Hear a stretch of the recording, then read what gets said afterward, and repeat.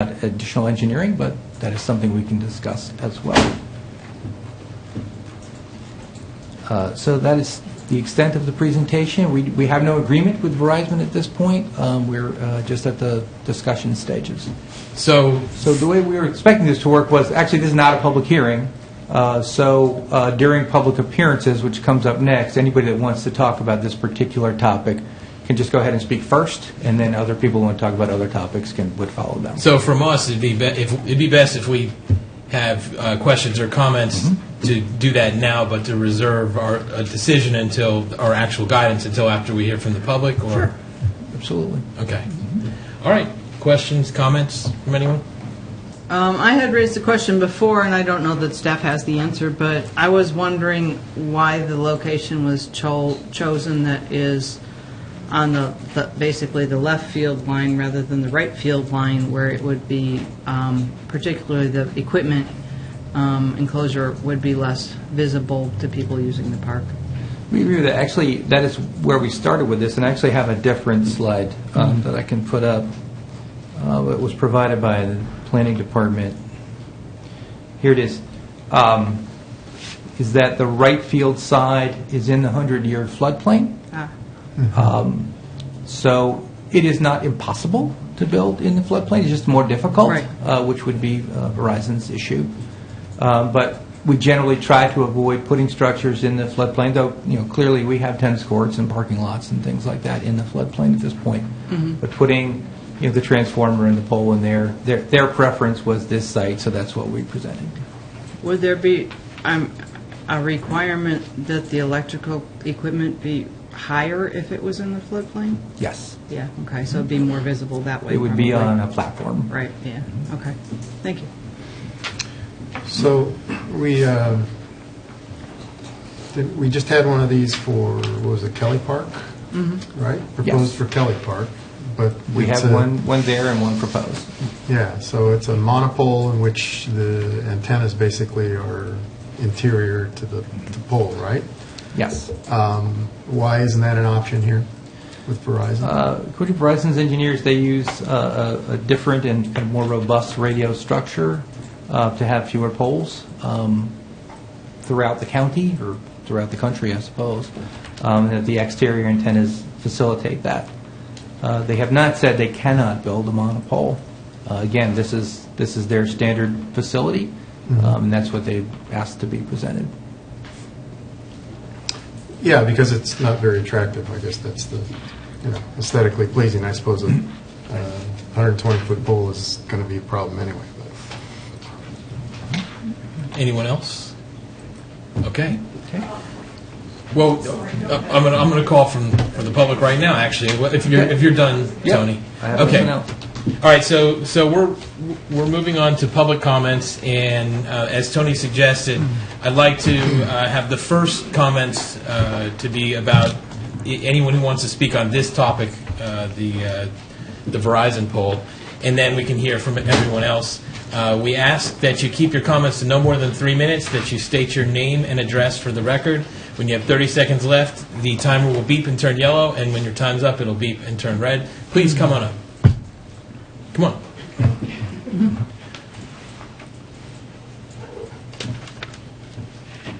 Hello. I'm Joanne Gigliotti. I live at 69 Brayland Court, Gaithersburg, Maryland. I'm really opposed to this cell phone tower going in there. I live right behind there in Deer Park Place. But the park itself is such a beautiful jewel of place, and I just hate to see it ruined by something that's a great big monstrosity. Actually, it's huge. I worked at the Smithsonian for years, and we had a kite festival, and so our development was planning to have a kite festival in that area, which wouldn't work if you got something that's 13 stories high or something to that effect. And I there's other practical reasons. With people wouldn't want to buy my house, but I'm not selling, so I don't know that that's something to say or not. But I'm really important the aesthetics of the whole place, and they did a beautiful job on the tennis courts. They have everything, like it's a lovely place. You could hear like happy laughter and everything. And then to put that there. I don't understand why that isn't somewhere where, like on a big hill somewhere, where it's not near other people that are living and trying to enjoy the time and the place. So that's probably 3 minutes, but You I'm still sure. have time left if you want. Okay, well, but I'm very opposed to it, and I know that. No, I think I'll just end it there. But Thank you I very hope much. you register that. Who'd Thank like to be you. the next speaker? Come on up. Public speaking. I'm Terry Murphy. I live at 87 Braylon Court. I've lived there for 33 years. I guess there's nobody here from Verizon that can answer technical questions. No one at the dais. Okay. Do we know what the property rental is going to be? I'm sorry. The property rental, how much is Verizon going to pay City of Gaithersburg? Okay, so go through all of your questions, and then we'll see what staff can get Okay. back to you. There was a meeting about 10 or 11 years ago on the same subject. Obviously, it didn't pass. At that meeting, it was at the Summer Hall Elementary School.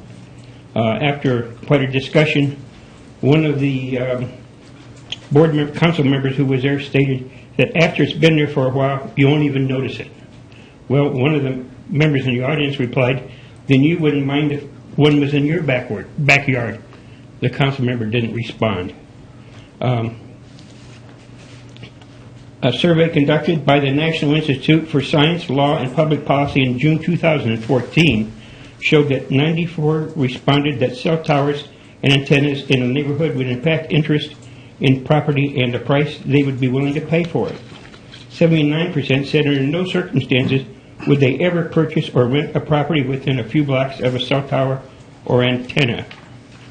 An article published 2006 by the Appraisal Institute showed prices of properties were reduced by 21% after a cell phone base station was built in the neighborhood. There's been reports of interference with Wi-Fi equipment, and the Oakland, California police has had problems with their radio system because of cell towers. Couple questions then. Do you know what the wattage of the tower is? What other locations have been considered? And really importantly, how high will the fence be around the tower compound? The drawing sent out doesn't show the height, and there's a lot of kids down there, and I see a lot of temptation. I see them climbing fences down there now. If there's a tower they think they can climb, they're going to go over that fence. And you expect that a decision would be made on the tower before the city election being held this November, which is 8 weeks from tonight? Is that? That's it. I can Thank answer you. some of them. Go ahead. Go right ahead, If you Tony. want to stay up, it's okay. Sure. The rent rate has not been established. Commonly for the few hundred square feet that they need, we look at $2,000 a month, something like that, which goes directly into the general fund.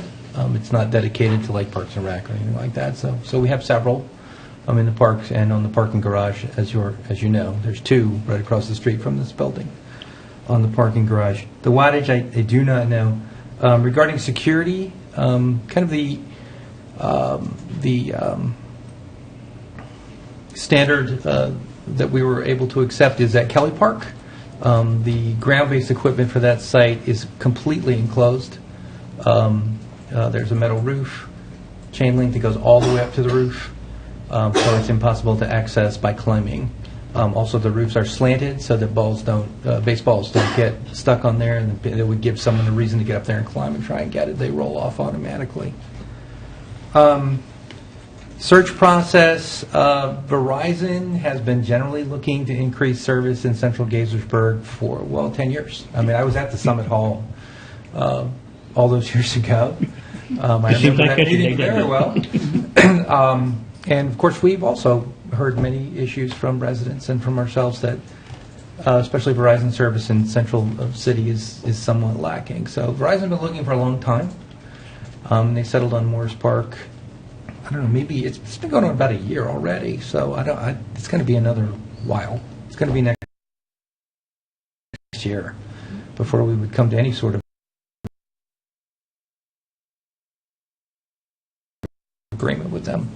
We'd still have to work out rent. We'd still have to work out aesthetics, final site, leases that have to go back and forth for legal review. It would take a while. I have one more question. If the tower goes up, will there be other transmitters added to that by Verizon? Because I remember at Summer Hall, they said they might lease out their tower to some other... That's actually a rule of the cities that monopoles have to accommodate 3 carriers. Oh, okay. We don't have any that accommodate 3 carriers because they generally want their own facility. We still control the ground, though. So if the pole could accommodate another carrier, they would still have to come to the city for a lease for ground-based equipment. Okay. Thank you for your time. And just to clarify, Tony, my understanding is that this pole, just like the other light poles in the park, would not be fenced. The pole itself would Right, not be fenced, right. no. It would be outside the fence. Yeah. Who would like to be we the have next to speaker? maintain the lights. Please come on. Good evening. My name is Brian Tocci. I live at 308 Summit Hall Road, Gaithersburg, 20877. A couple of my neighbors and I attended this evening for a couple different reasons. One, we were just trying to learn the facts of what the proposal was. And we may be outside of the radius of the postcard, but I don't think any of us received a postcard. We're just up the hill. Candidly, when I was walking my dog and I came across the 2-foot by 3-foot very inconspicuous sign, our first reaction amongst the neighbors was we were troubled at the idea that a cell tower of any sort would be going in such a residential area. My 1.5-year-old daughter and baby on the way in February,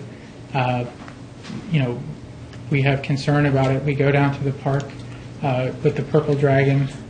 We play tennis, and it's half a mile from our house. Not to mention the aesthetics of it.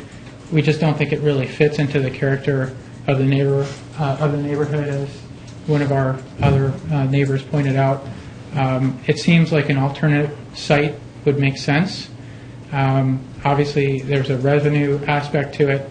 I think that not knowing the budget of the city, that we all pay our taxes, and it just doesn't seem to be appropriate. In fact, myself and one of my other neighbors drove back behind the park through the wooded area is an industrial area on Gaither Road and Industrial Drive that might be a good location that's within the proximity of the area that is being discussed.